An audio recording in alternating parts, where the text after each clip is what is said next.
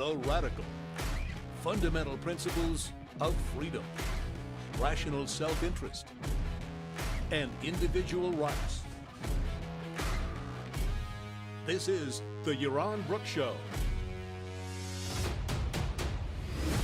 All right, everybody, welcome to Yaron Brook Show on this Thursday, February 12th. I hope everybody's having a fantastic week. And yeah, it's already mid-February. The time keeps chugging along. All right, let's see.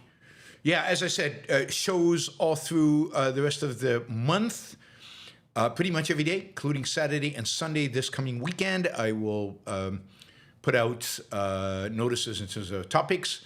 We'll also do a member show this month, either this Sunday or next Sunday.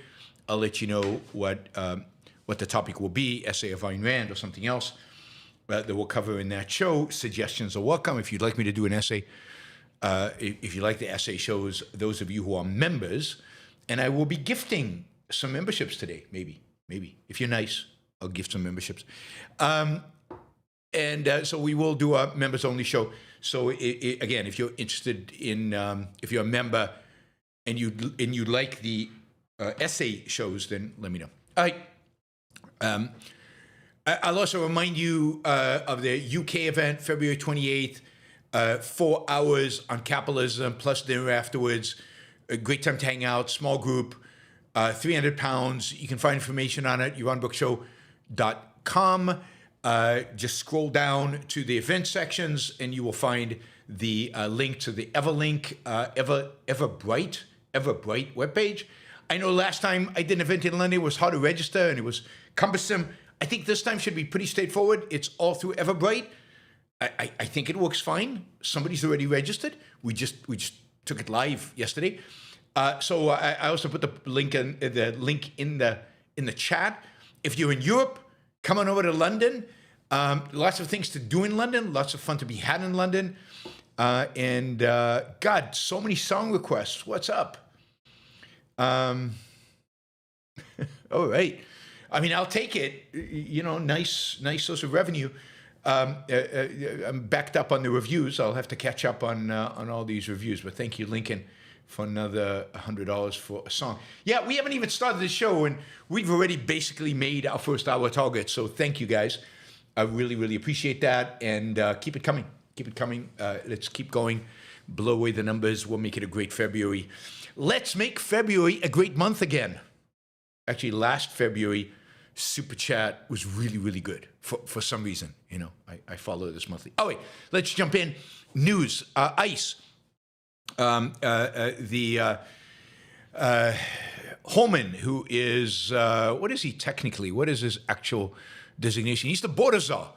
He's the border czar. I don't know who, I think he reports directly to Trump. I don't know if he reports through Noam or not, but the border czar, Tom Homan, who was sent to Minnesota really to clean up the mess that had been created there by the shooting of 2 U.S. citizens and just the general harassment of the population in Minneapolis, but really all over Minnesota, announced today an end to the immigration enforcement surge in Minnesota. He said in the next week, we're going to deploy those officers here on detail back to their home stations or other areas of the country where they are needed. Obviously, this is a victory for anybody who lives in Minnesota and Minneapolis. Maybe not a victory for the people who are now going to get these agents in their backyard, but this is good. You know, after weeks and weeks of basically ICE harassment of hardworking people in Minneapolis, the shuttering of businesses, the destruction of businesses, the destruction of infrastructure, the anger of people living in Minneapolis.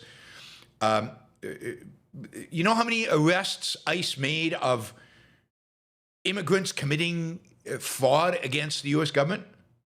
I think it's exactly zero. And the number of criminals, violent criminals, you know, is well under 10%.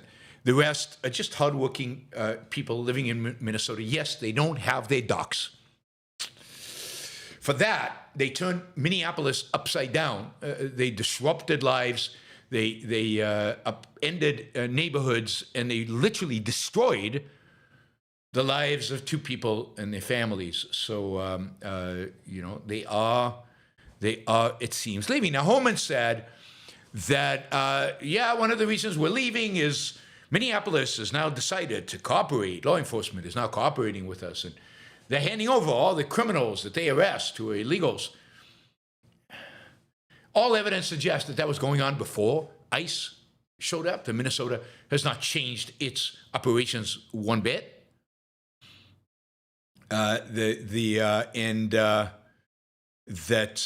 Indeed, basically nothing changed.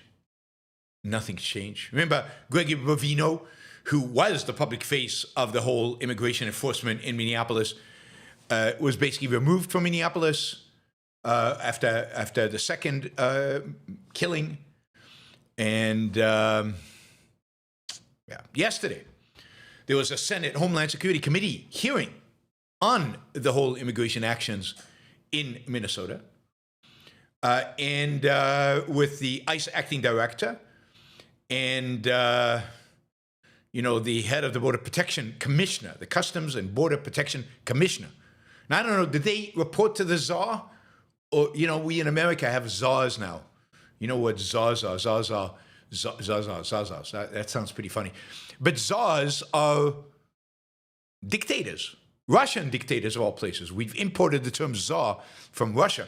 We now have, and every administration for a long time have been appointing czars for different things, which is ridiculous. Not clear what Holman's czar domain includes. But anyway, these two were in front of the Senate hearing. They both denied the Preti, for example. Preti's actions constituted domestic terrorism. That's good. They denied that they had described this action that way to Kristi Noem, in spite of the fact that she used those terms, as did Homeland Security Advisor Stephen Miller used those terms, but they denied they had ever used those terms. So who made comments to who made, right?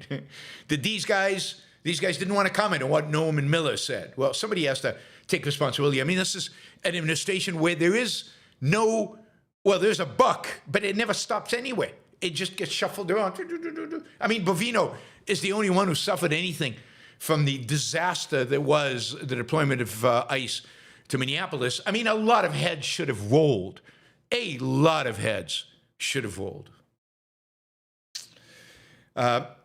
Anyway, it's good to see that Minneapolis will now be able to go back to normal, hopefully, and that ICE will continue to do what ICE does. When it doesn't have a surge like that, the risk is, and when they don't shoot American citizens, then the risk is that they don't get any attention, that we forget about them. And they continue to do the same horrific things to people. They continue to harass and detain and residents of the United States, some of them citizens, some of them legal, some of them illegal, don't have their docs. And we forget about it. So we on Yaron Brook Show will not forget. We will keep monitoring ICE. We will keep searching for information about ICE. It is an organization that I believe needs to be disbanded, should have been disbanded long time ago. They are, these are stormtroopers, and they need to be shut down. And now we'll see. Remember that Congress extended their budget for 2 weeks, and they're negotiating kind of changes to ICE protocols in order to approve a new budget for ICE. And so that is coming down the pike. We'll see how that develops and how that evolves. That'll probably be a big news story next week. If not, the budget gets ended, and then what happens? Maybe that's the way to do it. Just don't fund ICE. No more money for ICE. I like that. I hope they can't find a compromise. Let's do a government shutdown focused on ICE. I generally like government shutdowns. Government does so many things that are unnecessary and wasteful and destructive and bad that, you know, shutting it down once in a while. I mean, it's not as good as shutting those activities down completely, permanently, but a little reprieve from your local inspector, your federal inspector is not a bad thing. Just to give you a sense of like how the people in Homeland Security are thinking, yeah, right? The quality of the people who run Homeland Security. This is the largest department in government. I think maybe it's not as large as the Defense Department, but second to the Defense Department. Doesn't have as many employees as the Defense Department. But other than defense, this is the largest department in the government. And it is a monstrosity. It was created after 9/11 and given a huge amount of power. The Department of Homeland Security should be shut down. It should, you know, you should have a border agency, and you should have a TSA should go. It should be privatized. But the whole infrastructure, which allows them to create an ICE entity that can be an internal policing force at the federal level, all of that should be gone. I'm a free market guy. I know I get constantly accused online of being a leftist, because if you disagree with Trump, you're a leftist. If you're pro-immigration, you're a leftist. But I'm pro-liberty. I'm pro-freedom. And when I mean freedom and liberty, I mean for the individual. I'm pro-individual rights, the right of the individual to pursue his life as he sees fit, using his own judgment to pursue his own values without interference of anybody. You know, as long as he's not violating somebody else's rights. Let's be very clear here. Immigrants do not violate anybody's rights. You can argue about, you know, in a welfare state, can we have immigrants or not? But you have to recognize the fact that immigrants do not violate anybody's rights. And if taking welfare is a rights violation, well, Americans violate those rights at a much higher rate than immigrants do, because they consume much more welfare than immigrants do. And indeed, immigration restriction, like what ICE does, is a violation of the rights of immigrants who have violated nobody's rights, and yet their freedom is being constrained, and a violation of the rights of Americans who have the right to assemble, have a right to interact, have a right to contract, have the right to employ, have a right to engage with whoever they want, as long as they don't violate anybody else's rights. And by interacting, engaging, hiring immigrants, they're not violating an American's rights. You do not have a right to a job. For that matter, you don't even have a right to your culture. So I'm for individual rights. That's the principle. Everything you hear on the Yaron Brook show, everything is an attempt to apply the principle of individual rights to what's going on in the world today. I know individual rights. I know it's hard. It's the idea on which this country's founding is based. It's the idea at the core of the Declaration of Independence and the Constitution. It's the principle that animates, and should animate, has animated in the past, this country. It's what makes America America.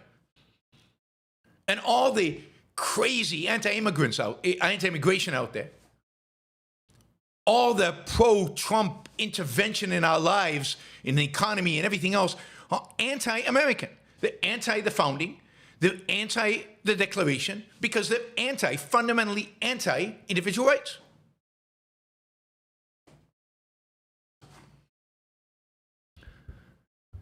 So, while I don't mention individual rights every single time we talk about it, that's the principle, animates all of this discussion. Anyway, just to give you a sense of how little Homeland Security understands the concept of rights, understands what makes America special, understands that America is different than other countries, and then understands, and they don't understand the fact that America is unique, is exceptional, and what makes it exceptional is your individual rights, your liberty, your freedom as an individual. This is a tweet today from Homeland Security. You know, they have an account. It's unbelievable, actually.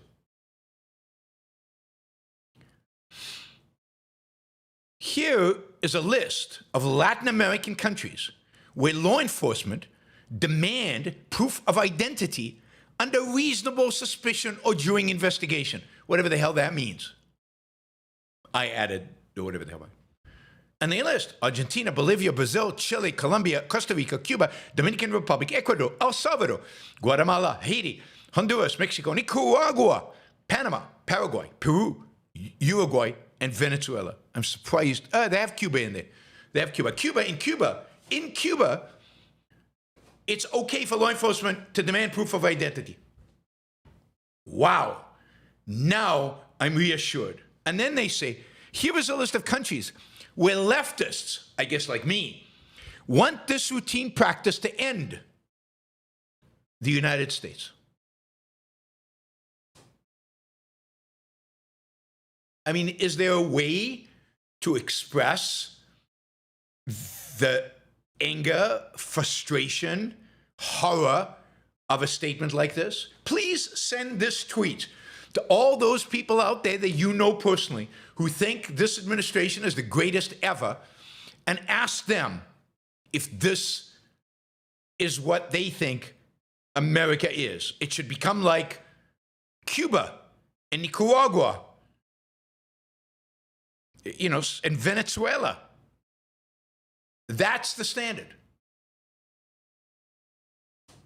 In America, law enforcement cannot demand proof of identity unless there is,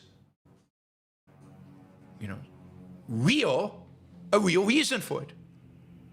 And even then, you as an American are not obliged to provide it because you might not have it on you. Because as Americans, we are not required to carry it. When you drive, you need a driver's license. Okay. Other than that, I don't think you even need a driver's license to walk around the streets in your neighborhood. You don't. Certainly, a passport, birth certificate, prove you're an American. DNA test. Maybe we should have our DNA profiles. Oh, because that's what they do in Cuba. So it's legit. And if you don't agree with doing things the way they do it in Cuba, you are a leftist. Not the Cubans. I mean,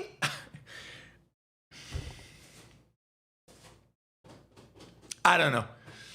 This should be self-evident. I mean, and look, this is legitimate post, Homeland Security from their account. Not a made-up post, not AI. The Department of Homeland Security wants the United States to become more like Latin America, more like Cuba, more like Cuba. They want to replace the Constitution with foreign ideas about law, while claiming to make America great again. I said this in 2015, and I've said it every year since. Donald Trump and the people he has surrounded himself with have no idea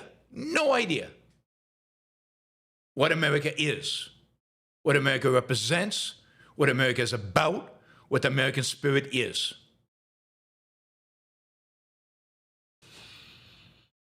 I mean, on the one hand, they get all upset because Bad Bunny sang in Spanish. On the other hand, they want us to trash the Constitution and embrace legal principles from Cuba. Never mind Puerto Rico, Cuba. All right. I mean, maybe we should send a Che Guevara t-shirt to Donald Trump. Maybe you'll wear it. You think you'll wear it? All right. You know, it really is insane. It really is nuts, but that's where we are. And yes, this administration is worse than pretty much any other. I mean, the others were probably more really socialist, but they hid it. They had enough respect from the American people to hide it. this administration wants to make us like Cuba, and they don't have any problem with telling us. I mean, yes, I'm being a little flippant here, but they want to make us like Latin America. That's true, and they have no, they're not hiding it at all. All right, actually, unbelievably, really stunningly, Congress has acted with regard to one very narrow, specific issue. They've acted in a positive way, in a way I support. That's very unusual. And in a way Donald Trump won't like, and indeed is going to veto. Yesterday, I think it was yesterday, there was a vote on terminating the emergency tariffs under the IEEPA, that is the law that Trump is using that's before the Supreme Court. There was a resolution to terminate Trump's IEEPA emergency tariffs on Canada. Not overall, which is what they should have done, but on Canada, a friend. And they voted 219 to 211, indeed, to terminate. That included 6 Republicans flipping. And on this vote, the yeas are voting with Democrats. 210 Republicans, shame on those Republicans, don't vote for them. 210 Republicans voted no. One Democrat voted no. Don't know who that is. Flip him. Vote against him. But the resolution passed 219 to 211 to terminate the emergency tariffs on Canada. The Senate has already passed it. They got, 3 or 4 Republicans to flip over, and they passed it in the Senate. And that means it goes to Donald Trump, and he will veto it. And the shocking reality is that I don't think in either House or Senate there's enough of a majority to overturn his veto. It's shocking because this is not hard. This is really easy. These tariffs broadly are unconstitutional, so Congress should repeal them, should vote against it. And they make no sense. They're hurting the American people. They're destructive to the American people. And like you could argue in some vague, crazy way, okay, in other countries, this is to negotiate. This is national security.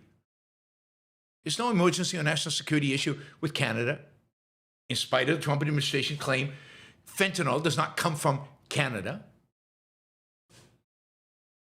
And, an overwhelming majority of Congress from both parties should be voted to terminate these crazy, stupid tariffs. And yet, you could only get 6 Republicans to flip. This is a political party with no spine, no principles, no ideas. I mean, the Democrats have always been like this, most of the Democrats. And now an overwhelming majority of Republicans are like this as well. And now we just have 2 political parties with nothing, zero, nada. They just go along. Just go along.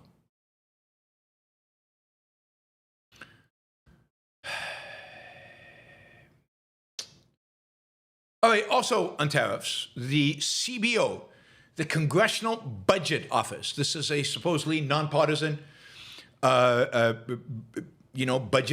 They're the ones that score the budgets. They make predictions about when Congress proposes a budget. They say this is how much it's going to cost.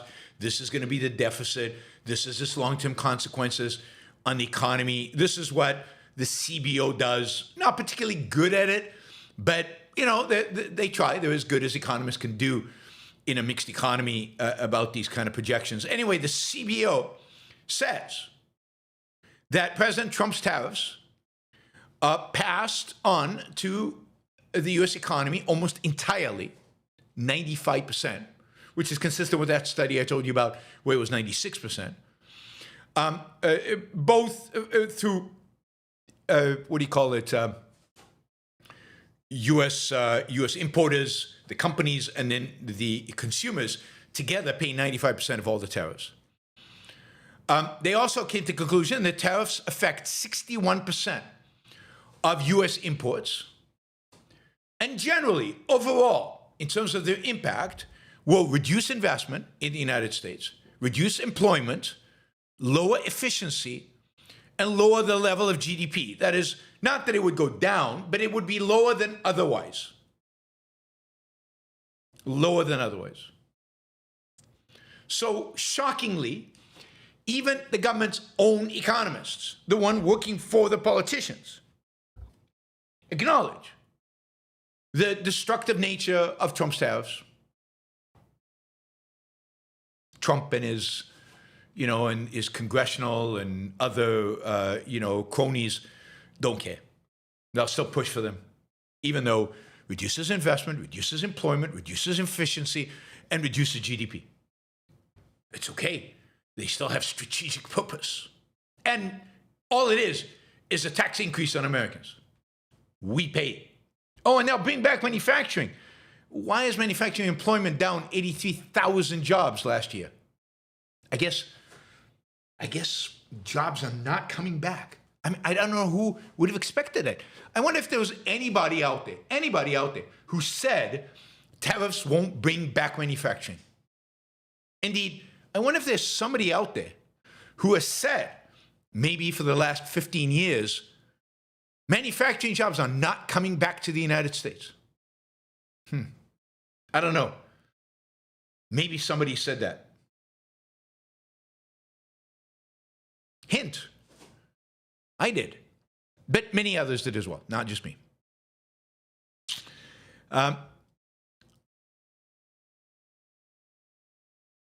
Yeah, all right, let's see what else I'd want to think of. Yeah, here's an example of how it kills manufacturing.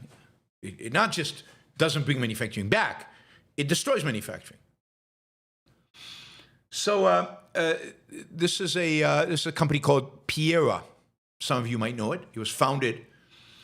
It was founded in 1993, and they produce guitar pedals. They manufacture guitar pedals. I didn't know there was such a thing, right? This is what they specialize in. They in the United States, they produce these pedals in the United States. This is what the owner has to say. The founder, small firm, small company.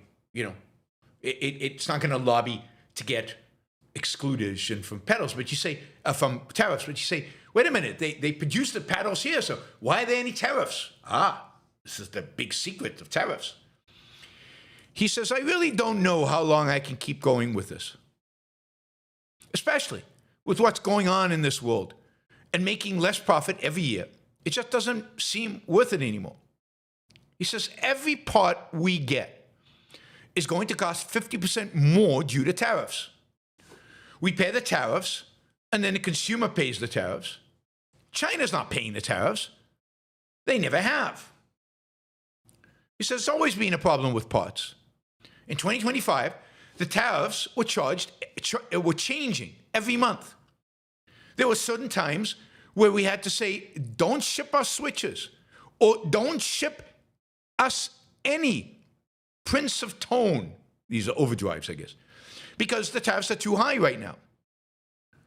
Or then we'll say, okay, ship them now. And then they get here, and we have to pay twice as much for the parts as we did before because some genius decided to double the tariff that month. So it's just pretty scary. The reality is that manufacturers in the United States still get parts from elsewhere. And if you think you can bring the entire supply chain of the world back to the United States, you're nuts. And if it did somehow happen, our standard of living, our quality of life would tumble, would be destroyed, wages would go down, wealth would go down.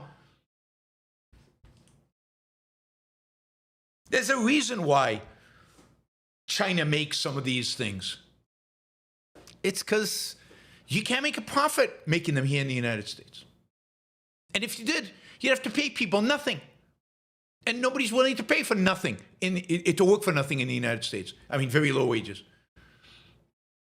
Oh, I mean, maybe immigrants, but we don't allow them. They're evil. We don't allow immigrants. And we don't have the expertise. We don't have the people who want to do the manual labor involved in this. I mean, the jobs we have today, Americans, generally, are better. They pay more. Most of you sit on a chair or on a desk and work on a computer. That is so much easier than working on an assembly line. And for the most part, so much more interesting. So much less boring. I mean, service jobs are dramatically superior to the kind of manufacturing jobs that have shifted to automation or to China. Do we really want those jobs back? It's insane to think that anybody does. Nothing good about the good old days. There's nothing good about the good old days in the 50s. Actually, there was a good essay.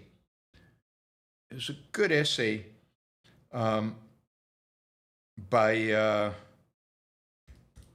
John Cochrane on this. Let's see if I can find it. Read you a part of this. Yeah, I don't know how you find this stuff now. God, those are all like papers. Where's the Grumpy Economist? Where's this blog site with the Grumpy Economist? I don't want to know that. I want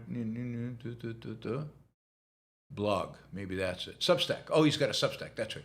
You have to go to his Substack. All right, here we go. Let's see if I can read you some of this, if you're up for it. This is from John Cochrane, The Economist. What was the best era for the U.S. economy? Many people say it was the 1950s, when, as fable goes, the economy was growing robustly, manufacturing was strong, there were good union jobs for not very skilled people, and a man, could buy a house and support a family on such a job. Now, of course, where women knew their place and a man was a man and had muscle, whatever. Not so fast, John Cochrane says. Look at the standard of living.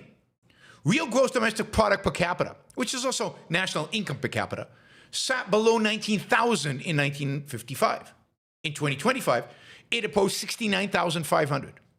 Now, these figures are expressed in 2017 dollars, thus accounting for inflation. So no, it's inflation, price inflation. The average American is about 3.7 times better off today than in 1995. Now, this is me now. That's just in terms of GDP per capita.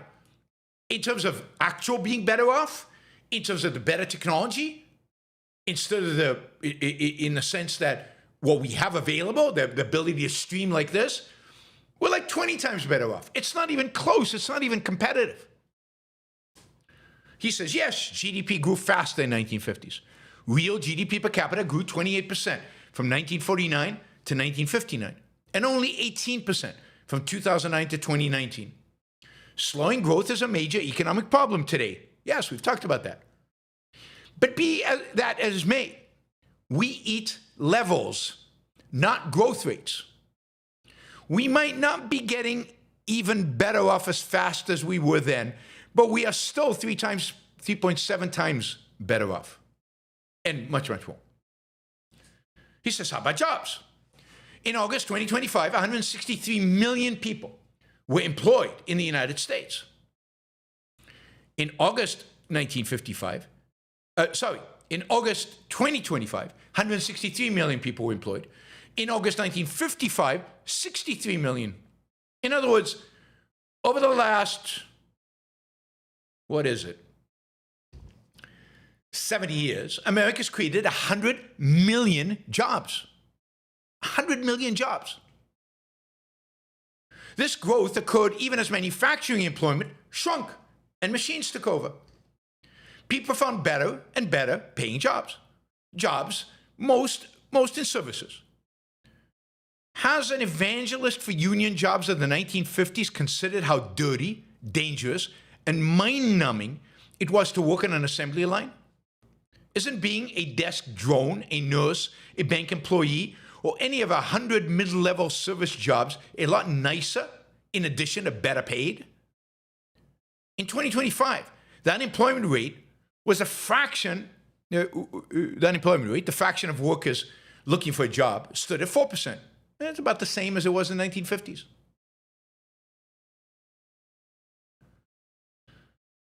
And he goes on and on. Here it is. What about those easy-to-buy houses? The average house size in the 1950s was about 1,000 square feet. The famous Leventon houses were 750 square feet. Today, it is about 2,500 square feet, 2.5 times bigger, even though the average number of people in a house has declined from 3.3 to 2.5. And modern homes are much better. Just by one example, number of bathrooms. Not to mention insulation and air conditioning and dishwashers that come in the house and all the rest of the appliances that come with the house. People are choosing larger and more expensive homes. 1950s cars, to men of my age, he writes, evoke nostalgia. But they were awful, unsafe rust buckets compared to today's boring SUVs.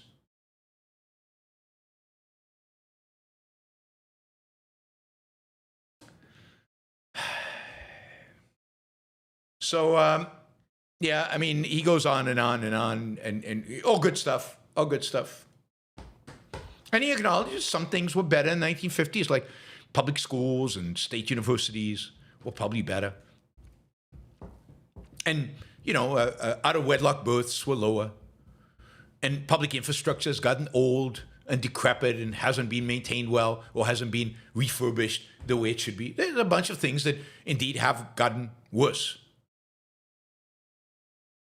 But he writes, yeah, we have troubles. But would you turn back the clock? No way. The 1950s was not Greece. That's a reference to the movie, for those of you who don't know. When was the best year for the U.S. economy? The answer? 2025. With 2024 a close second.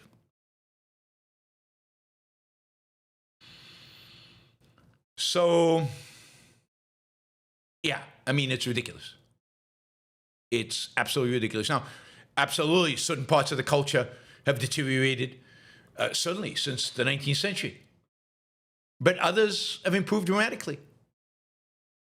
If you're a woman, when would you rather live? Today? Or in the 19th century where you couldn't vote? And even gaining property was not that easy. Opening a bank account, not that easy for a woman. Huge discrimination against women. Rather live today. I'm pro-women. Maybe that's what makes me a leftist. Maybe we should investigate what makes me a leftist. The leftists argue. If you're gay, leftist alert.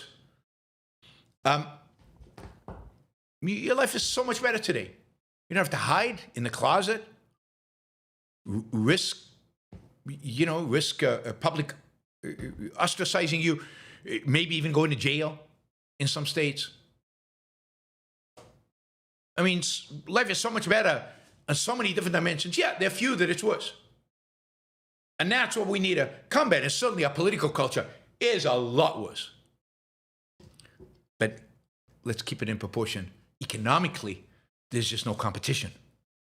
There's just no competition. Yeah, somebody says for a car in the 1950s, you had to overhaul the car engine at 50,000 miles.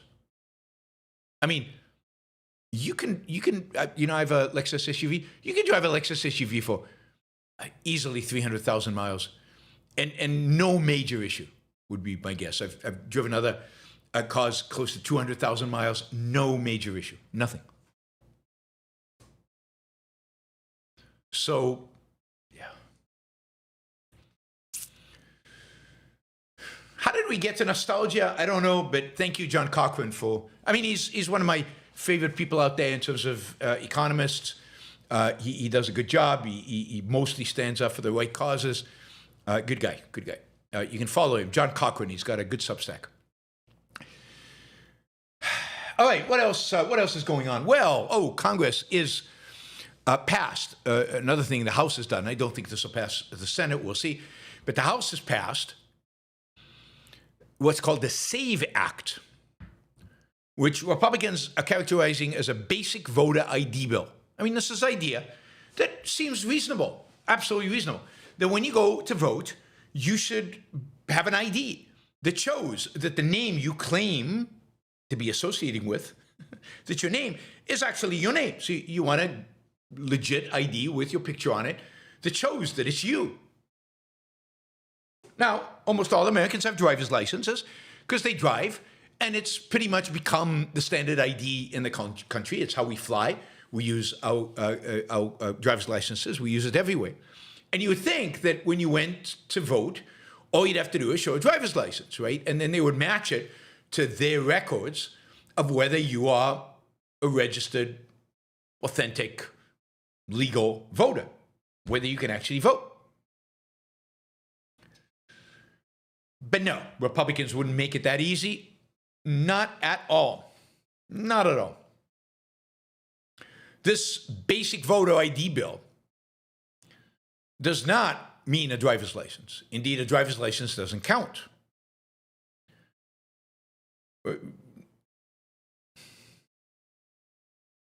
So, and you can get, somebody reminds me, you can get a state ID even if you don't have a driver's license. And of course, the list of voters is supposed to be screened for who's a citizen and who's not. No, they don't want a driver's license or state ID. They want a passport. A passport. Or, if you don't have a passport, they want a birth certificate that matches the name on your state ID, on your driver's license. Now, that's a major hassle, right? 47% of Americans don't currently have a passport that matches their current name. If you take birth certificates, 11% of Americans lack access to a birth certificate, and 57 million women have their last names from marriage that are different on their ID, that are different than their last name on the birth certificate, which is their maiden name. So they would have to update their birth certificate, which most people never bother and will never bother their entire life to do. But now they would have to do it in order to be able to vote.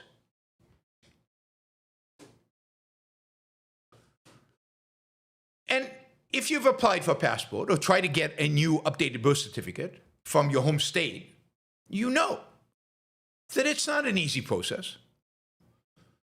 It costs money. It takes time. The bureaucracy churns away. They have all kinds of demands and requests. They misfile stuff. But you might say, what about all those non-citizens that are voting, where the state register is all wrong and they allow them to vote even though they have a driver's license? Because you can be an illegal immigrant in the United States in some states and still get a driver's license.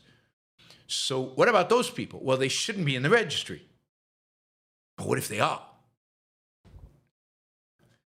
But audit after audit after audit after audit after audit after audit finds that the number of people registered to vote in the directory that are not U.S. citizens is a fraction of 1%.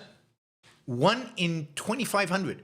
That means it's less than 1/10 of 1%. How many elections have been determined by that margin? Almost none.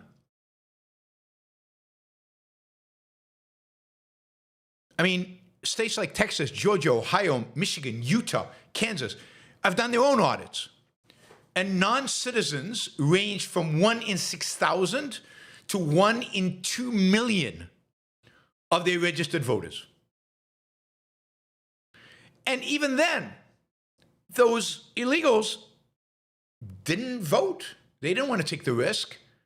And why would they vote? A lot of Americans don't vote. Why would illegal vote? When Kansas did a version of this law, it purged approximately 40 registered non-citizens from the rolls. 40. 40. Not 40,000, 40. And prevented 31,000 legal citizens from registering because they didn't have a passport, they didn't have the birth certificate match up.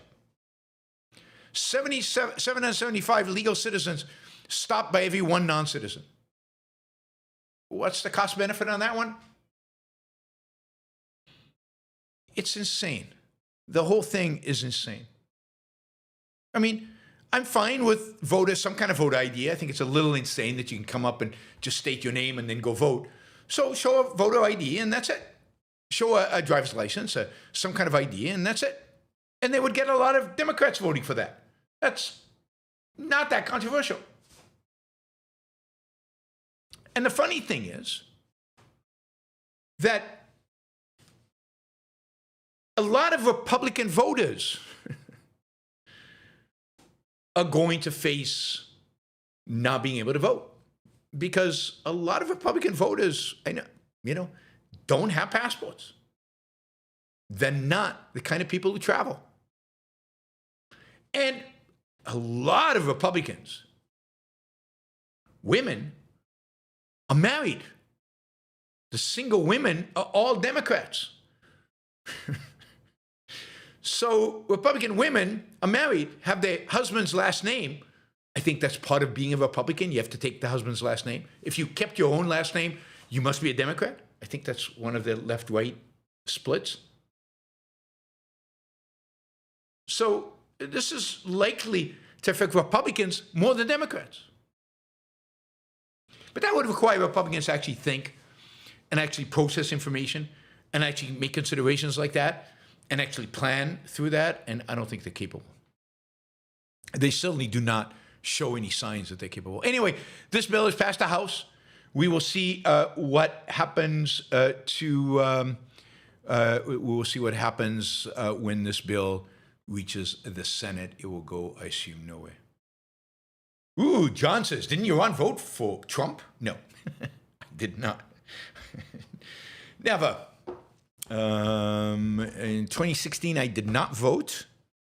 And then I moved to Puerto Rico and then cannot vote. So in Puerto Rico, I cannot vote for president. So 2020 and 2024, I did not vote. But let me tell you, if I could vote, I certainly wouldn't vote for Trump. I might not have voted at all, which is what I did in 2016. I probably would have just stayed home, even though I have a passport, an American one, with my picture and the right name on it, or at least the right name. Yeah. So, no. All right. We're going to step back from Trump insanity and just talk a little bit about Taiwan and Japan. God, wow. 50 minutes have already passed, and I got. All right, I think we're good. So, one of the reasons, or maybe the primary reason, Taiwan is so strategically important to the United States, and why a Chinese invasion of Taiwan should be completely unacceptable to the United States, is the fact that TSMC basically produces all the high-end chips.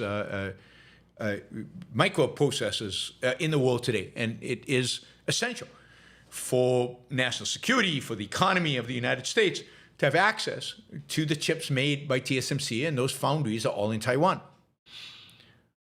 And TSMC is built up a model for building those chips that really is not being matched by anybody in the world. They basically. Other companies have adopted this model, Samsung and some Japanese companies we'll talk about. But basically the model is that TSMC doesn't design chips. They accept designs from other companies like Apple and NVIDIA, and they fabricate them. They make them based on the design. Most chip design, an overwhelming majority of chip design, happens in the United States. And almost all chip manufacturing happens in Asia. Again, the high end, almost all in Taiwan, a little bit in South Korea. Well, of course, this creates a real national security issue, because what happens if there's war with China? What happens if they blockade Taiwan and you cannot get ships out of Taiwan carrying those chips? I mean, that would significantly do massive damage to the U.S. economy and to U.S. national security, because those chips are used for national security. And of course, the CHIP Act, which is something that the Biden administration introduced, tried to address that by, subsidizing and providing all kinds of financial incentives to TSMC to build in the United States, for Intel to develop chip building capabilities. It still makes some chips in the United States, but it needs to get better at it and be profitable at it. And I talk a lot about chips because I know this is not part of the culture wars, so it's not sexy out there in TikTok land, but it is super crucial to American national security and the American economy and to our standard of living, quality of life. Those are the issues that I care about. A lot of the culture issues are not that interesting to me, even though some of them are super important.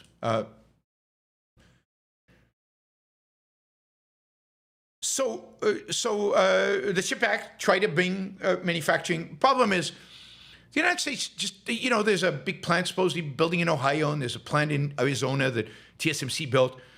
None of those plants are actually building the highest end chips, and to a large extent because you don't have the skilled labor in the United States to do it. You don't have enough engineers. We don't have enough workers. We don't have the personnel to be able to build these things. And we're not going to get them from immigrants because we're anti-immigration, so we don't want any immigrants coming into the United States taking jobs Americans can't do. So you're just not going to get the most sophisticated stuff here. Also, chip making requires a lot of water. I didn't know this. Did you guys know this? That to make chips, you need a lot of water. Arizona, Phoenix, generally not a great place to make chips, given water shortages over there. Now, they found ways with TSMC to make it more, to somehow get around this and not dry the place up completely, because it's already dry. But you can't scale that. Ohio's a little better for that.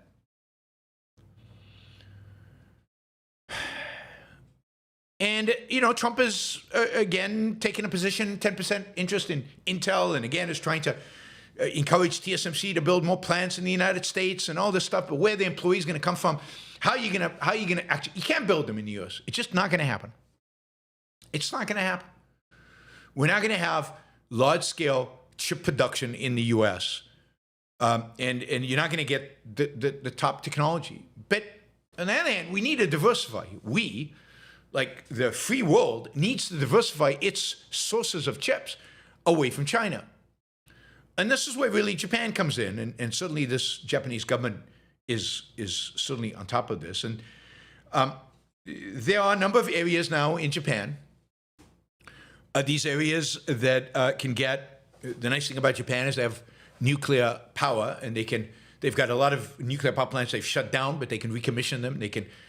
There's plenty of power because of nuclear in Japan. There's also plenty of water in Japan.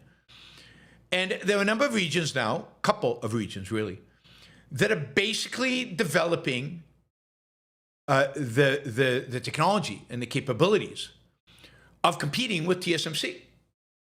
Japan used to be a chip manufacturing fabrication powerhouse in the 1980s and early 90s. And a lot of the skill set still exists in Japan.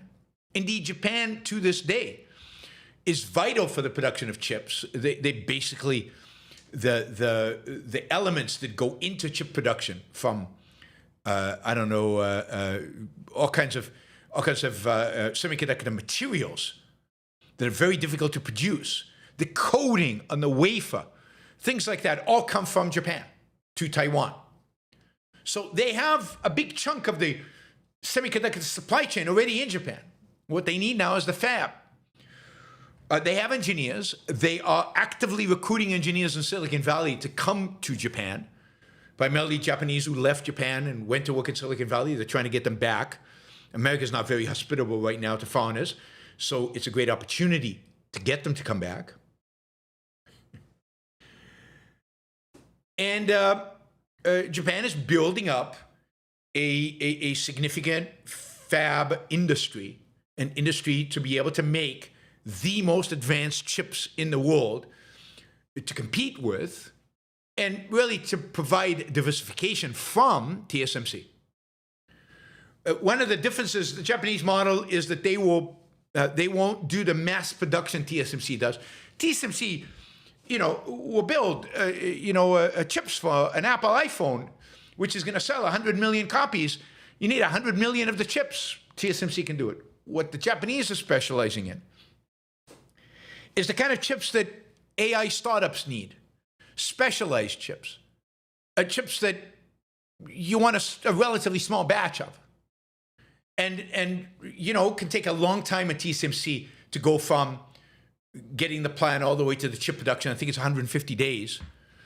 The Japanese are going to cut that to 30, maybe 15 days. And they're going to specialize in the small batches. And in the AI side of these chips. And so I think we're going to see some diversification away from Taiwan. I think TSMC itself is building fab manufacturing facilities in Japan. So it itself is diversified so that it doesn't, as a company, rely totally on its facilities in Taiwan in case of war or, some other conflict with China. Now, it's still true that all of these assets are in Southeast Asia, and China could block the shipping lanes, but that's where the U.S. Navy would come in handy.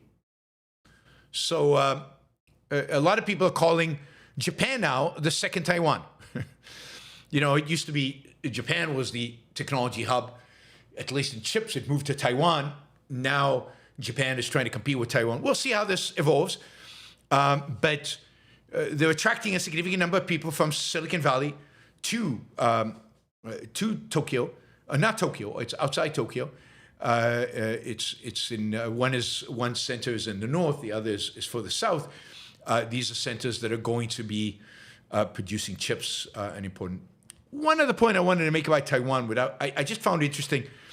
I got this email or website. I can't remember what it was. Anyway, it's called Visual Capitalist. They do graphs, and one of the things they published this thing called ranked defense spending per capita by country. So guess which country in the world spends the most money per capita on defense? Which country in the world spends the most money per capita on defense? I'll give you a minute to think about it. You can say it in the chat.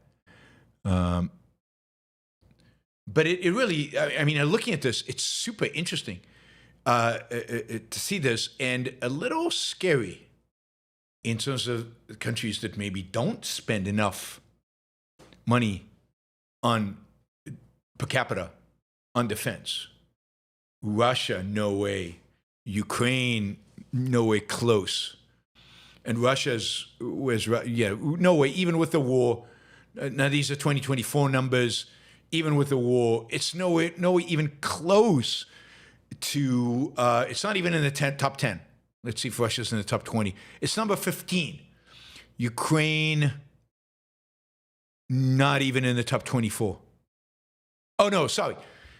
Scrap that about Ukraine. Ukraine is number 6. So Ukraine's up there.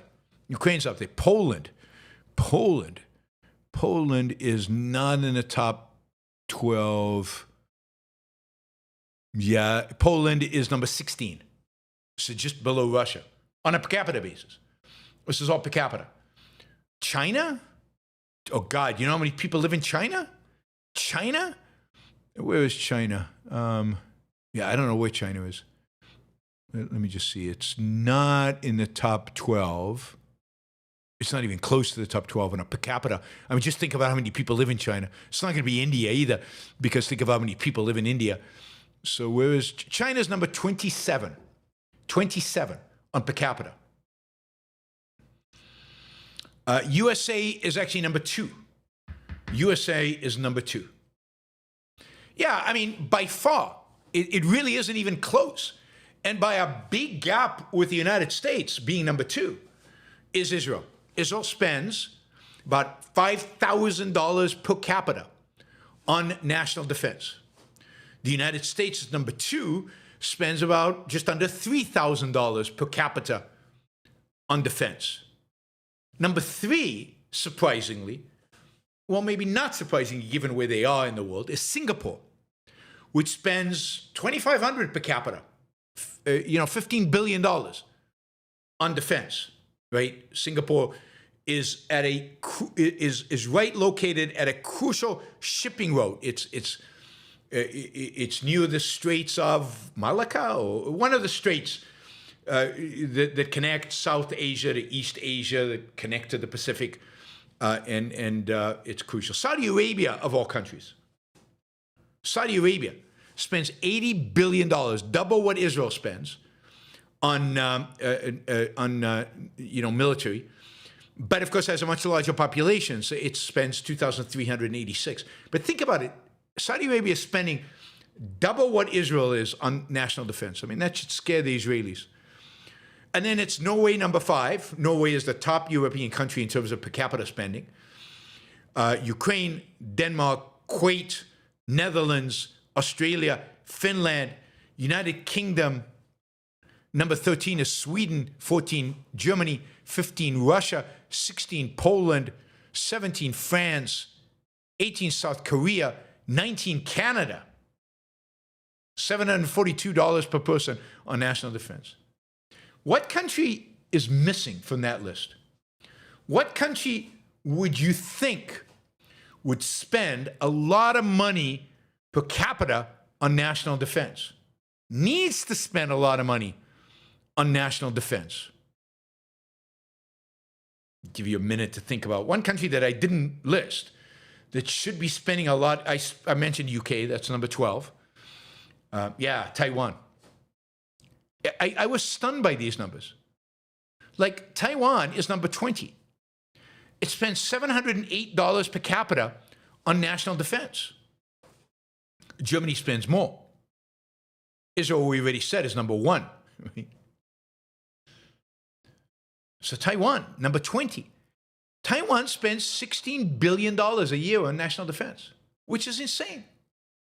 That's the same as Singapore. And yet the Chinese are not invading Singapore. They have said they are invading Taiwan. You would think Taiwan would spend real money on its national defense. Now they're ramping up. But still, another country that I have not mentioned that is ramping up significantly is Japan. Japan spends $446 per person on national defense, on military spending, $55 billion.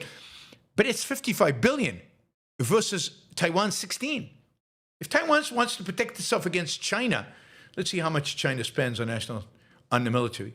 It spends $314 billion. So China is the second largest spender on the military after the United States. It's 27 on a per capita basis. But something's wrong with Taiwan if they're only spending $16 billion. And, I think that's pathetic. And, this is one thing I think Trump is right about, that these countries should spend real money on their national defense before they expect the United States to come and help them. And Taiwan needs to increase spending on national defense significantly. I'd like to see them on a per capita basis be at least where Singapore is, which would mean they spend, and they should be spending as much as Israel spends. They have a lot larger population. Israel spends $47 billion. You should expect Taiwan to spend $47 billion. I mean, it faces China. Israel faces Hamas and Hezbollah and Iran and Saudi Arabia, all these other countries, but Taiwan faces China. It better ramp up and quickly. Japan better ramp up and quickly. South Korea better ramp up And quickly, South Korea spends about the same amount as Israel. 1/5 per capita. On a per capita basis. 1/5.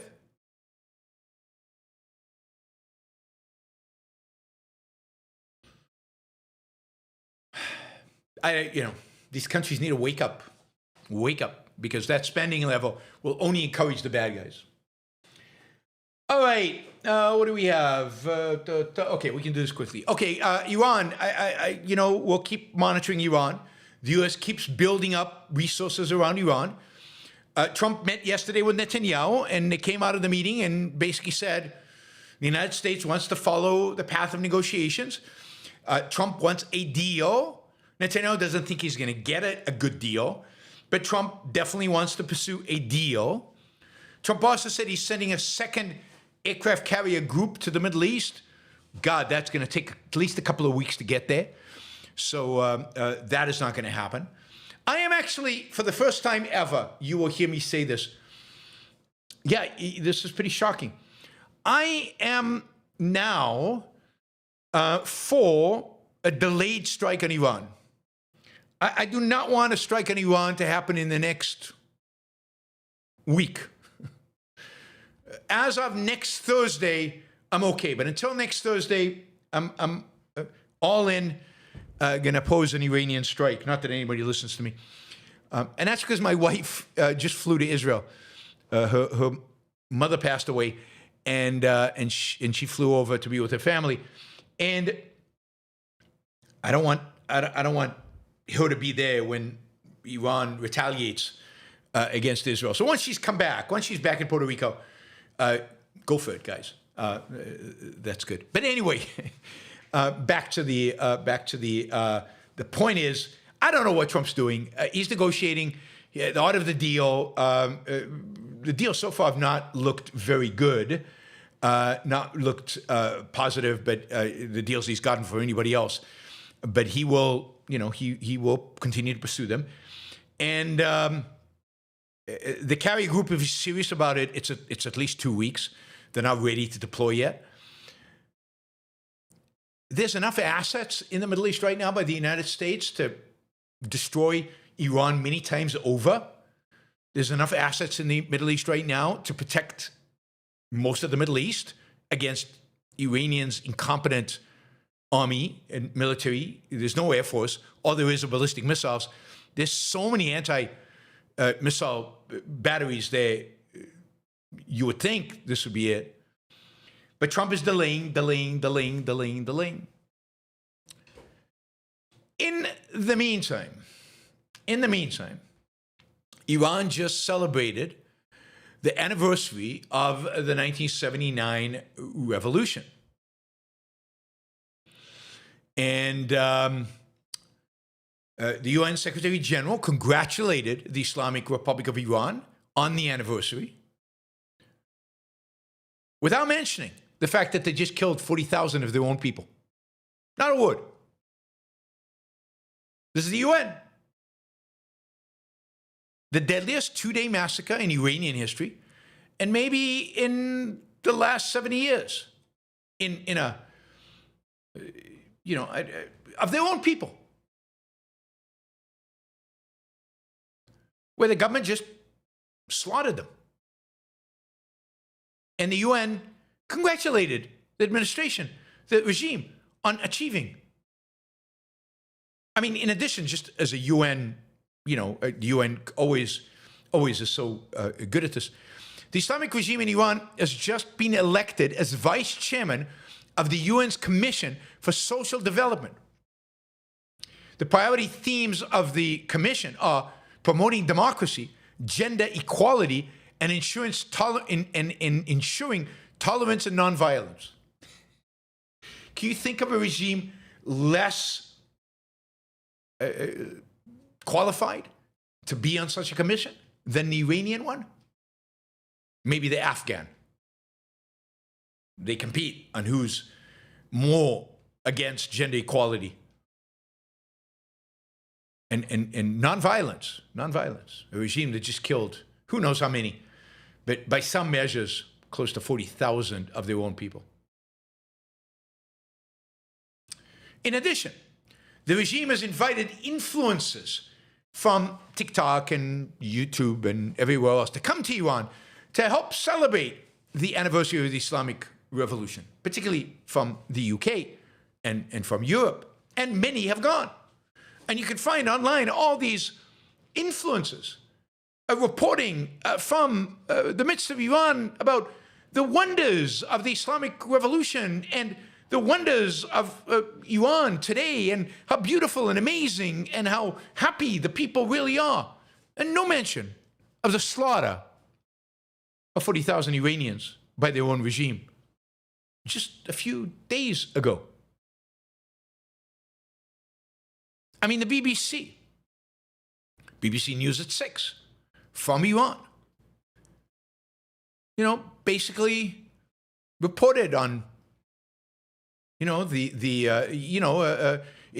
focused on economic woes, right? And the protesters' foreign backers, but generally whitewashed all of that in the name of celebrating the Iranian regime. I mean, the BBC's become a propaganda arm for the mullahs. It's just insane.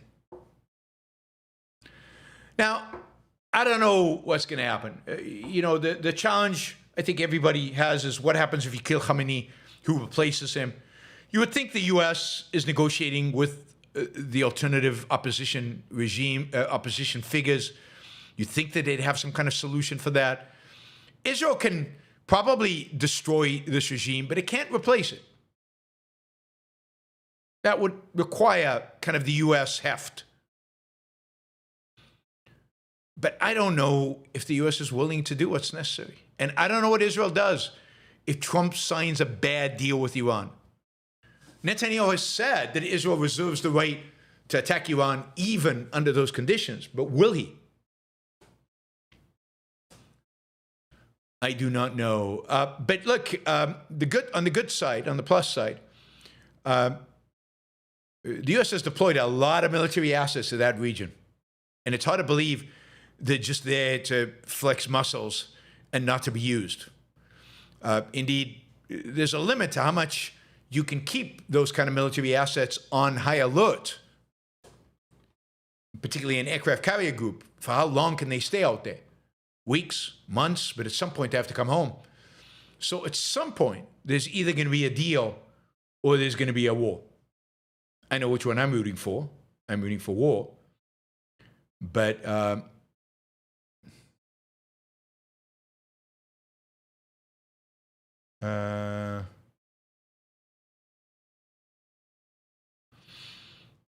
fuck off. F off Trump traitor. Who's the Trump traitor? I mean, Trump is a traitor. I don't know about a Trump traitor, but Trump is a traitor. Is he accusing me of being a Trump traitor? I don't know what that means. Am I a traitor to Trump? Yeah, proud of it.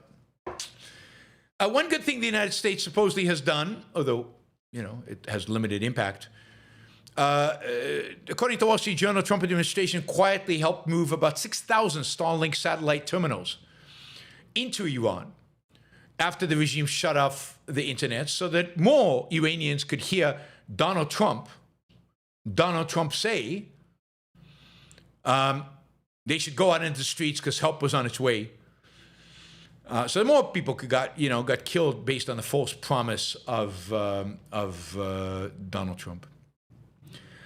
Look, I'm off. If Trump won't do it, if America won't do it, then Israel should do it. Israel, together with the Iranian people, should topple this regime and get rid of it. Talking about regime toppling. All right. Yeah. Just a mention about Venezuela. Donald Trump today posted just this glowing post about Venezuela. He says relations between Venezuela and the United States have been, to put it mildly, extraordinary. We are dealing very well with President Delcy Rodriguez and her representatives, oil is starting to flow. Their large amounts of money, unseen for many years, will soon be greatly helping the people of Venezuela. Marco Rubio and all the representatives are doing a fantastic job, but we speak only for ourselves and don't want there to be any confusion or misrepresentation. He's commenting on some story in the Wall Street Journal. Anyway, Trump seems very happy with the current authoritarian regime in Venezuela. Trump and his administration seem in no hurry or have no intention to try to bring Venezuela any kind of political freedom. While political prisoners have been released, they could all be recaptured any time when this regime decides, when the Venezuelan regime decides to do so. Right now, they're cooperating with Trump because his focus is there, and they're under threat. His focus could wander to somewhere else very quickly, and the military assets that we have in the Caribbean could go elsewhere, and suddenly the Venezuelans would shift. It's horrible that, you know, the United States did what it did, and yet is completely happy. It's not denouncing, has no criticism of the authoritarian nature of the regime that they have allowed to be in place in Venezuela. It's just, you know, they got Maduro, but the entire criminal regime that's there is going to remain in place, and we're going to pretend like everything is normal. Now, look, I don't think it's the United States' job to replace the regime in Venezuela. But if you're going to do it, then do it. And if you're not going to do it, don't do it. I don't understand exactly what the whole point of the whole exercise was, except to get them to cooperate with the U.S. But by doing so, we're sanctioning now a dictatorial regime that is going to oppress its people, even if it isn't right now, because it doesn't want to upset Donald Trump. All right, finally, a quick video I want you to watch. That somebody sent me, Drin sent me, thank you, Drin. And this is a pretty we must amazing video. This is the Prime Minister of Germany, Merz. I've told you this before. He's been saying some very good things.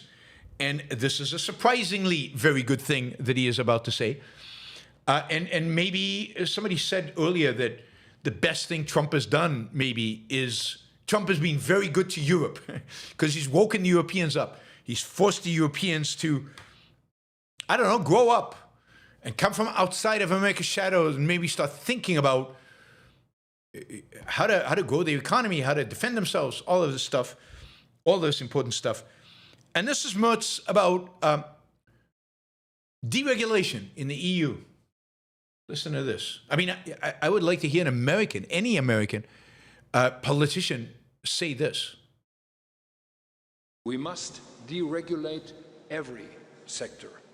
And I call for a regulatory clean slate. A regulatory clean slate. We must deregulate every sector. That's stunning. For an American, for a European, it's science fiction. Minor corrections to laws are not sufficient. We need to systematically review the whole set of existing EU legislation. We have to systematically review the whole set of existing EU legislation. I mean, I don't think he has support from other people in the EU, but wow, that is pretty bold. It's pretty, now we'll see what comes of it. I've told you that there are little things that are coming out of this that involve deregulation in Europe, but this is large scale, fundamental changes to the way the EU functions. This is good news for all of you in Europe. This is good news for the West more broadly. This is part of, I think, a real revolution and potentially in Europe. Now, again, we'll see if and to what extent it is taken seriously and if they actually live up to it, if they actually follow through on it. I don't know. I don't know, but it's exciting to imagine the possibilities. Imagine a Europe that was deregulated. Imagine what would be possible in a Europe that was deregulated. And now you have the major country in Europe, Germany, calling for such deregulation. Now, of course, Germany could do a lot of deregulation inside Germany, even without EU help. And we'll see whether Merz, this government is actually willing to do that, willing and capable of doing that. I don't know if they have enough support in the German parliament to pull it through, but let's hope. Let's see what they do. All right, guys, that is the news. Ended on a positive note. This Thursday, February 12th, and I will, catch, we will turn to our super chat. I want to remind you that the way to support the show is you can do a sticker, any amount. Roland just did 5 Swiss francs, which the way the Swiss franc keeps going up is probably worth, an ounce of gold or something. I mean, it's just skyrocketing. So thank you, Roland. Really appreciate that. Bring in the stickers. It's a great way. You don't have to ask a question. You don't have to do anything. You can do anything, stickers, anything from $2 to $500. So consider supporting the show. Jacob, thank you for the sticker. Mike, thank you for the sticker. Let's see. Bonnie, thank you for the sticker. And, of course, Roland, thank you for the sticker. So thank you, guys. And you can ask questions. That way you get to shape the show. I get to talk about what you want me to talk about, which is fun. And you can become a monthly supporter of the Yaron Brook Show, which is incredibly valuable to the show, by going to patreon.com and just putting in. You can do from $2 to $1,000 a month of support. So thank you. Talk about those who do, constant support of the show. We have our sponsors. Our sponsors, hendershotwealth.com. Hendershot Wealth, Hendershot with 2 T's. wealth.com/YBS.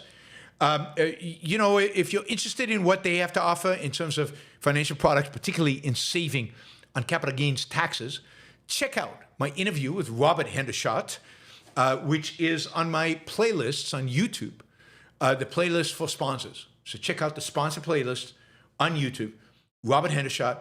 And it's if it's something that you think is appropriate for your finances, then check out the website.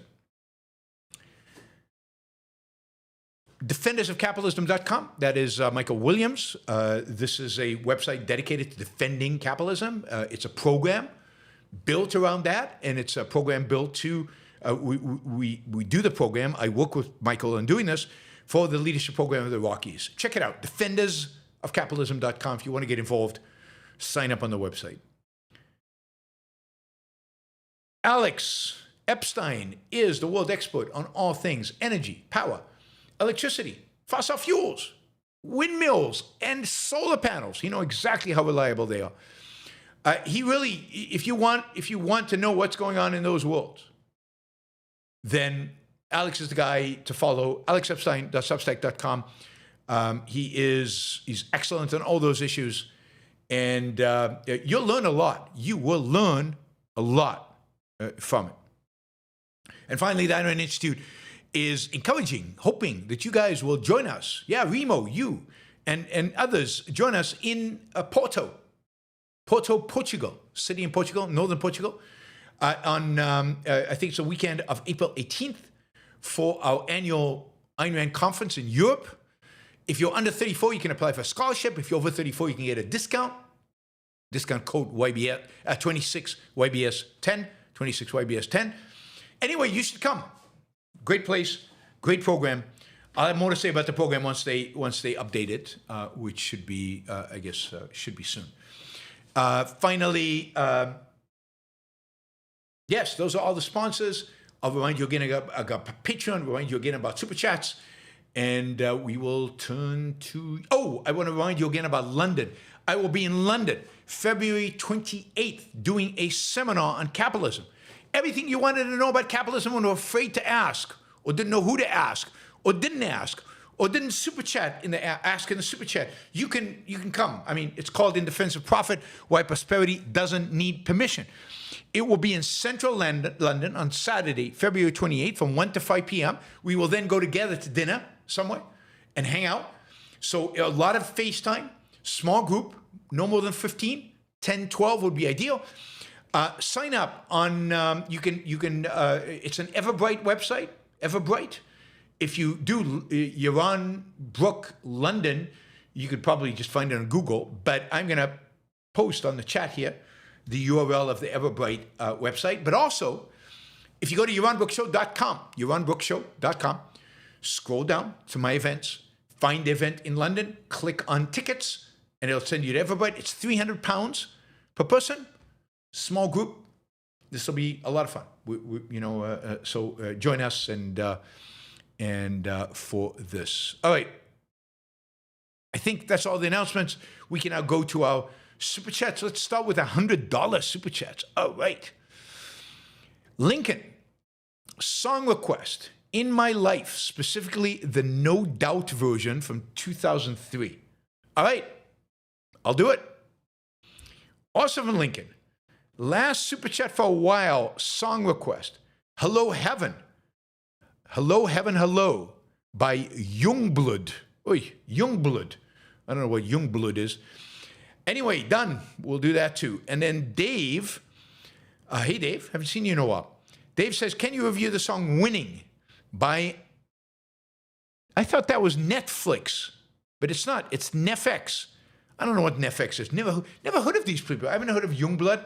I haven't heard of No Doubt. And I certainly have not heard of Neffex. It says he's probably the first mainstream alternative rock artist influenced by Ayn Rand. Well, I mean, I don't know how you define alternative rock, right? So, but okay, I'll review it. Done. Thank you guys. That's $300 for song reviews. Really, really appreciate the support. And that helps a lot, and that basically guarantees that we made our 2-hour target. I don't know if we're going to go to the third hour. Not that many questions today, so we'll see.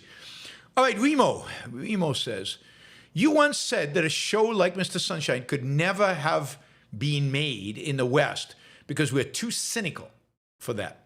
Can you elaborate on that? Yes, I mean, it's pretty straightforward.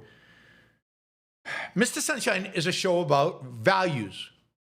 It's about people taking values seriously and fighting for them. It's about an adult, serious, real conflict of values.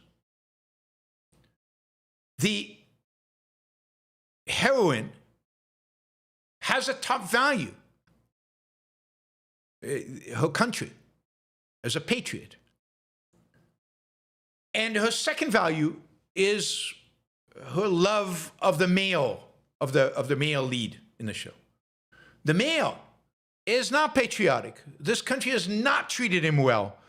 He is not, it is not his top value. She is. So you have a man in love with a woman, but the woman's top value is not him. She's in love with him, no question. She's in love with him. But her top value is the fight. Her top value is the fight against the Japanese for Korea. And this is taken seriously throughout. It's integrated and taken seriously throughout. There's also other characters in it. Like, you got to believe the guy who wrote Mr. Sunshine, Red Atlas Shrugged. Because there's one woman, an amazing woman, right? A fighter, and 3 men who fall in love with her. One of them is an outlaw who has principles, has standards. That sound familiar? Other one is a playboy who stops being a playboy and becomes serious about values because of his love of this woman. And the third one, the one she actually has a relationship, if you can call it that, is the ideal man. He's just a good guy.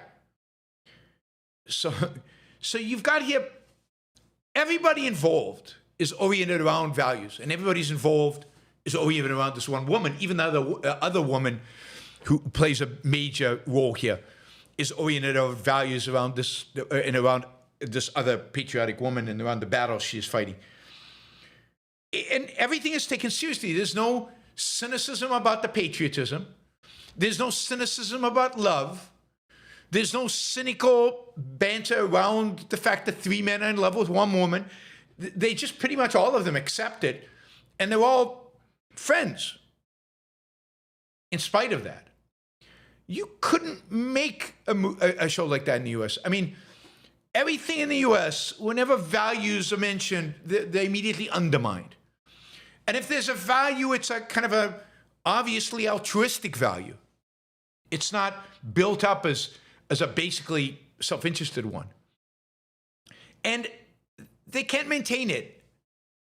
And, you know, love, real love, romantic love, and fighting for that love, and what it means to fight for that love, and what it means to give your all for that love, you just don't see that in American movies and American TV shows. They undermine love. They undermine, I mean, heroism maybe in some action movies, but usually superficial. Here there's real heroism. And motivated by things that are real. And you've got a conflict around patriotism, which again, in many countries like America, you can't have a good guy who's conflicted about supporting America. We'd write him off. But here there's a good guy who's conflicted about supporting South Korea, even though he understands the Japanese are the bad guys. He's not willing to actually risk his life for the Korean side because it's not a value to him for reasons that you will discover on the show. I mean, there's a lot in the other show I really like, the Korean show, is called My Country, which is also about patriotism and the conflicts around patriotism. What does it mean to be patriotic to a regime you don't agree with, you don't like? And what does it all mean? What does that mean? And what kind of conflicts does that create? Really, the Koreans are really thinking about these things and struggling with these things in an interesting way. And it's real art, real values at stake. So that's why I said it couldn't make it. Again, cynicism, the undermined values. What is a show that takes values seriously? What's a big show in America that takes values seriously? I mean, there's something in a show like The Pit, but The Pit is purposefully very realistic. And the heroism of the doctors is a realistic, this is a day. It's a chosen profession.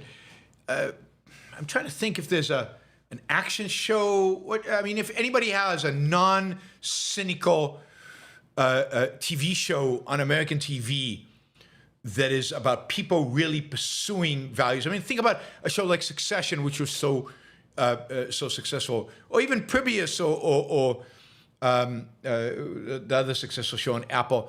They're all undermining of real values. So the heroine in Previous is she's a kind of individualist, but she's also a cynic and angry and unhappy. But Reacher is so badly made. Oh, come on. Reacher is just not a good show. It's badly acted. It's not well made. Yeah, I mean, he's a good guy and he fights the bad guys, but it's just superficial. And there's no real values and love and an understanding of what values mean. So I don't know, Station 11, maybe Station 11. Anyway, the extent, Bosch is so dark. Come on, he's so dark. They're fighting demons. Isn't the cop in Bosch constantly fighting his own demons? Reacher's a flat character. There's no depth to it. There's no interest. Justified was pretty good, but even Justified, he's constantly undermining himself. He's constantly making fun. He's going for laughs. The hero's a flawed hero. His relationship with his wife is terrible. There's not the kind of drama and love that you get in Mr. Sunshine. Commitment to, a commitment to the loved one. It just doesn't. Yeah, The Expanse is okay. I mean, it's as good as it gets. But even in Expats, they constantly have to be humorous. They constantly have to make fun of each other in some way. So the X-Men is about the best, right, out there, although some of the science fiction stuff is BS, but it's a character-driven, it's a good character-driven stuff. So, yeah, Mr. Sunshine, one of my favorite shows of all time, maybe my favorite show of all time. Yeah, I mean, they all have, I'm not saying there's no good TV on America. There's lots of good TV. I watch a lot of it. It's just always includes a real cynicism about the world and a skepticism. Mike, is the money that Trump, thank you, Remo, for the $50, $60, $70, 60 euro, thank you. Is the money that Trump is shunting to Qatar supposed to go to the U.S. Treasury, or is it the whole affair so extra legal that there is no law that applies? Also, can Trump use the money to bypass Congress in his activities? So it's, nobody knows. So it's extra legal. It's outside the law. There's no law that applies to it. It's not supposed to go to this money, this bank account in Qatar. It's certainly not supposed to go to the Treasury. It's not oil owned by the United States. Most of the money is going to go to Venezuela. What happens to the leftover? I assume Trump will allocate it based on whatever he feels like. So, yeah, I mean, it's not anything that there's a precedent for or there's a law for. It's certainly outside of. It's outside the realm of our legal institutions. So who knows what he could do with that money? But most of it is going back to Venezuela, to the regime in Venezuela, not to private enterprise in Venezuela, to the regime. Why not just privatize it all? Why should the U.S. get any of the money? Why shouldn't Chevron and Exxon or whoever get the money? Michael, you know the worst thing about these immigrants? They are like those capitalists, self-motivated, greedy, selfish egoists. Yeah, I mean, I wish they were more so, but yeah, many of them are. And at least in why did they come to the U.S.? Out of a selfish, greedy, egoistic motivation to make their life better. That's what motivates them. And that obviously is horrible. Not your average algorithm. Is tech harder to regulate than finance because the culture views it as less nefarious? Yes, absolutely. People understand iPhones, AI search engines, credit default swaps, and loaning money at interest is too much for them. Yeah, I think that's definitely a big part of it. It's also that it's new. Government never really got around to it. It hasn't built up the kind of the propaganda and the ways in which to do it. Remember, banking's been here forever, so it's been regulated forever. And you're just tweaking, right, for new products. But tech is new. And tech came into adulthood in the 1980s, in a period where the government was less inclined to regulate at all. So it really is only the last 15 years that the government has really embraced more regulation after a period of embracing, relatively speaking, less regulation. And they just haven't caught up. They're trying. And then by the time they catch up, the tech companies have all got gazillions of dollars to lobby against it. So it is also cronyism. Or to lobby against some regulations, but not against others, depending on what they prefer. Thomas says, the Vienna Philharmonic playing Beethoven's 7th for the next Super Bowl halftime show. It would be very un-MAGA and very awesome. It would be. Nobody would watch it, though, unless you had some female dances, shaking to Beethoven's 7th. That would be interesting to watch. Could you create a modern sexual dance to Beethoven's 7th? Because that's the only thing people were actually watching during the Super Bowl show. They didn't understand the lyrics, and the music was completely uninteresting, and he doesn't really have a voice. So it's only the dancing, and I've noticed that in all of these. I mean, in all the Super Bowl shows, it's the dances that you watch. It's not anything else. But yes, Beethoven's Seventh would bring a different audience to the Super Bowl. And the Vienna Philharmonic would be perfect for that. Just what you need is that German cool. Austrian cool. I don't want to insult the Austrians for being German. Not that I meant the German is an insult. God, I got myself into trouble there. All right, Oyvind says, I will go out on a limb and say Trump is the best thing that has happened in a long time to Europe. I think you're right. I think of all, I mean, to Israel as well. You know that Israel now has a plan in place to be completely free of all U.S. aid within 10 years. Now, I wish they'd do it in 3 or 2 or 1, but 10 years is better than nothing, and they're talking about it seriously, and they're talking about how do they disentangle themselves from dependence on the United States, and I think that's Trump. That's the unpredictability of Trump is causing Europe to become more independent and spend more on defense, spend more, deregulate its economy. So yes, I think Europe is the greatest beneficiary of the Trump presidency. Jonathan, what should happen to the property and money of someone who dies without a will or any next of kin? Good question. What should happen to the property?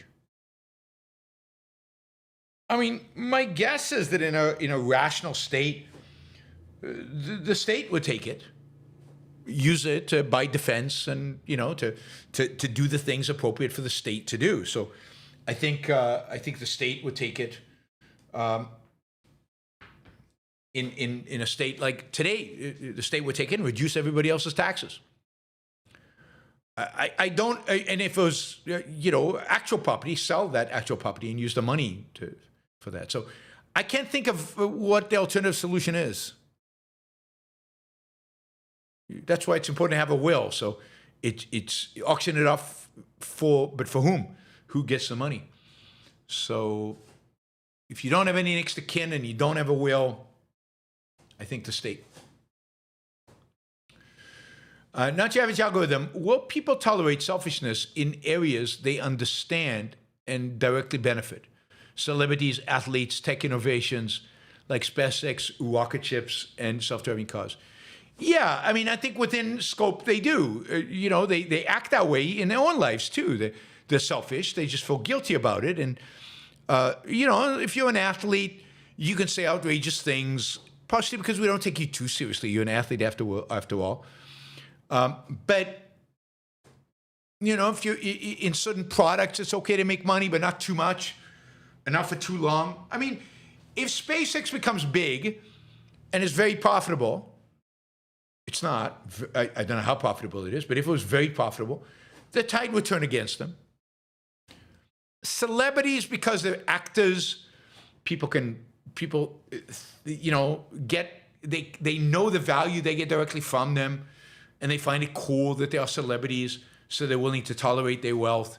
The same with athletes, but not much more than that. So yes, if they can see the direct benefit to them, concrete direct benefit to them, they're willing to accept it. Liam, is Trump concerned attacking Iran will further alienate his isolationist anti-Semitic base, but at the same time, doesn't he want another excuse to flex his power? I think yes to the first one. He's definitely concerned about his base, but he's worried about, Venezuela was very narrow, so he's worried about flexing the power, and so was the first bombing of Iran. Everybody's telling him, if you go to Iran, it's complicated. It's going to be hard. You're going to have to do a lot. It's not just one-time bomb and go away. And he's worried about failure. He's worried about entanglement. He's worried about owning a civil war. He's worried about all the negatives that are possible. Flexing his power is attractive, but on the other hand, there are all these negatives he's very concerned about. And he's not a risk taker. He's not a risk taker.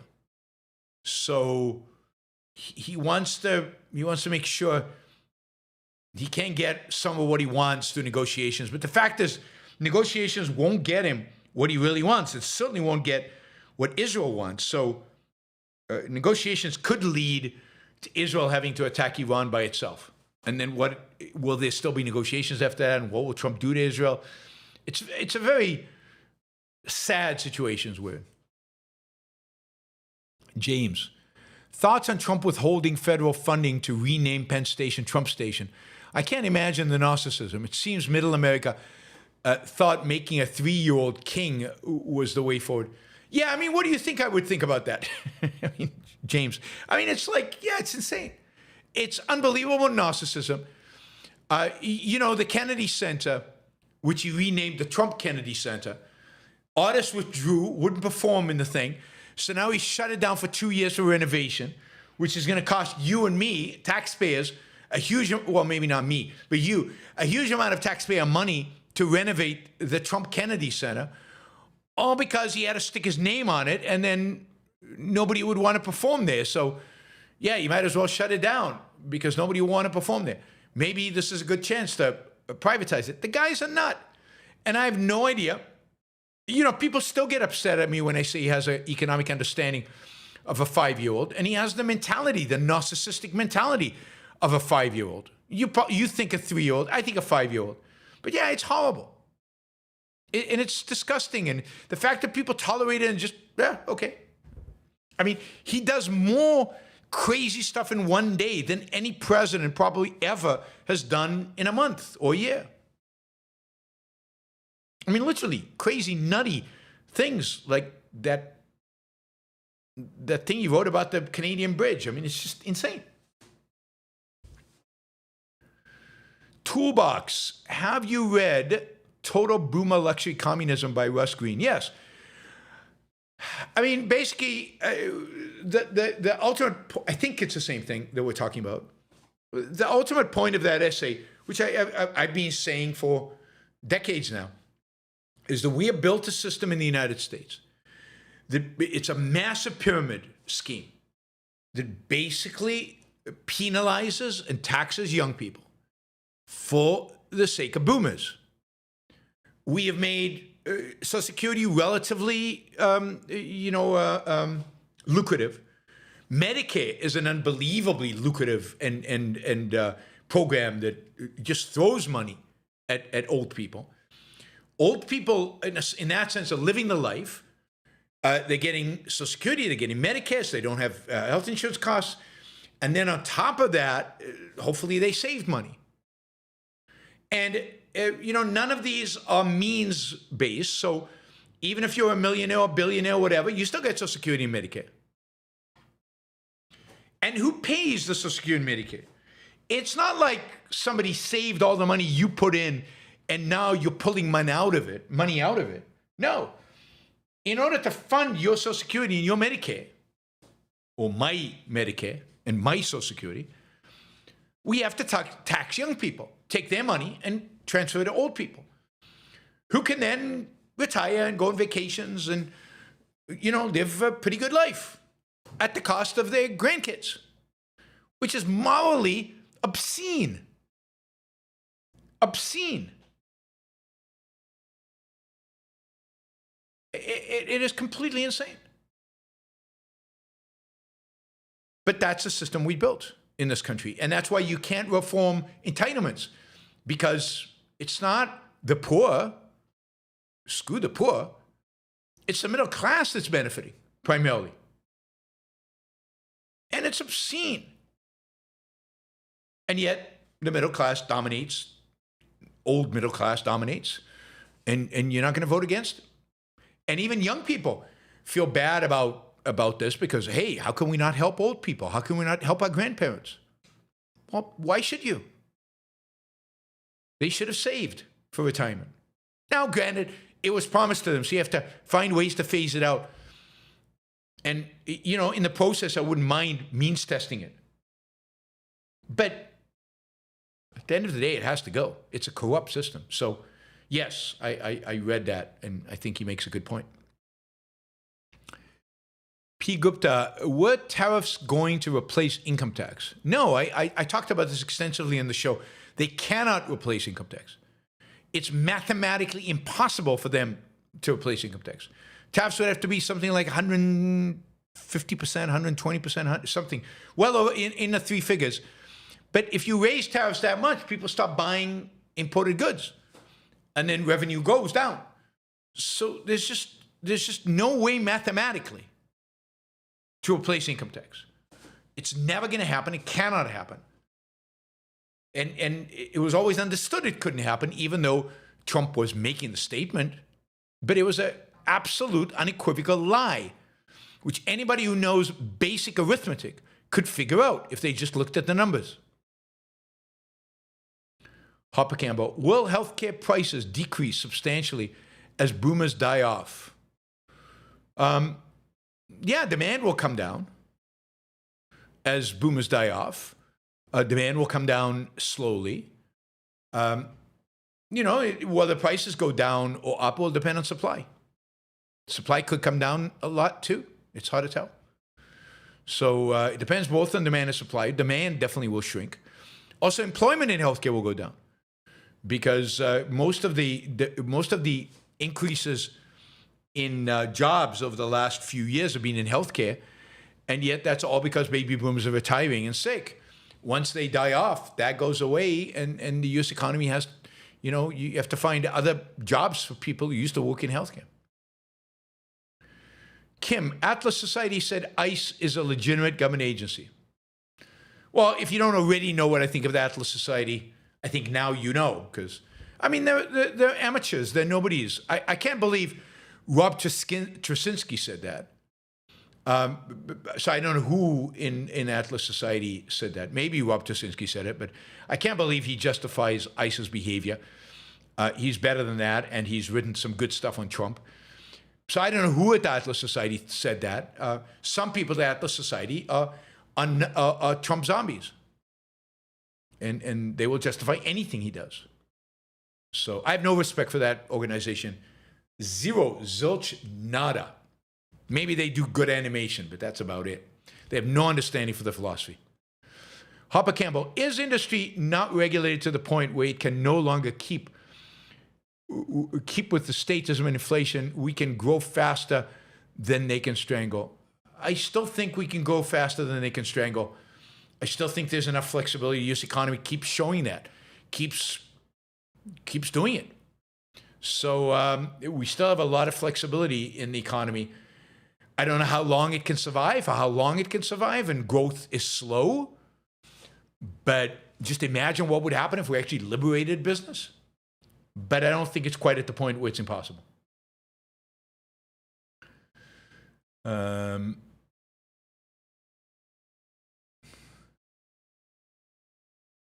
Roman, what exactly are they saving the election from? Fraud.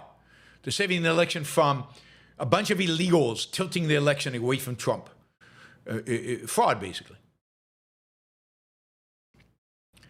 They claim, right? Newly Dan, how many members-only videos do you have that go over different essays of Ayn Rand? Can you make a YouTube playlist that contains these videos? Well, they're members-only, so you'd have to be a member to do that. Maybe you are. I think I only have two. I did Missing Link and Selfishness Without a Self. So, Linda says condolences to the wife and her family. I appreciate that. Thank you.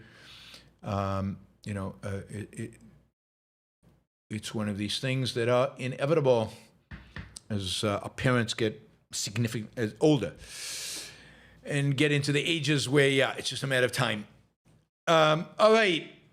Thank you, everybody. I really appreciate it. And I will see you tomorrow and Friday. Well, tomorrow is Friday. I will see you tomorrow, Friday, and Saturday, and Sunday, and Monday, and, we'll see you for the rest of the month. And remember, for those of you in UK, in Europe, wherever, come on over to London and come hang out with me on February 28th.